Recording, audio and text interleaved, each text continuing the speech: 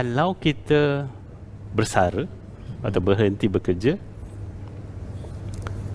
pada umur 55 atau 60 tahun, simpanan kita tu kena cukup sekurang-kurangnya untuk 20 tahun. Okey. 20 tahun tu sama dengan 240 bulan.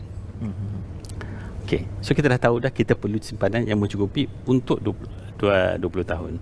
Tapi berapakah yang kita perlukan? Soalan kedua yang saya akan tanya adalah, agak-agak sebulan Haizil belanja berapa sebulan? Okay. And untuk setiap individu amount tu berbeza. Setengah orang akan cakap, oh saya perlukan RM5,000. Tapi kalau kita fikir balik, RM5,000 kali 12 bulan kali 20 tahun, itu bersamaan 1.2 juta ringgit.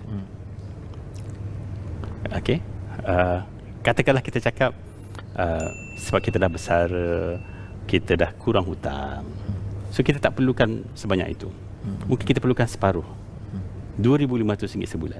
RM2,500 sebulan, masih lagi kita perlukan RM600,000 untuk bersara.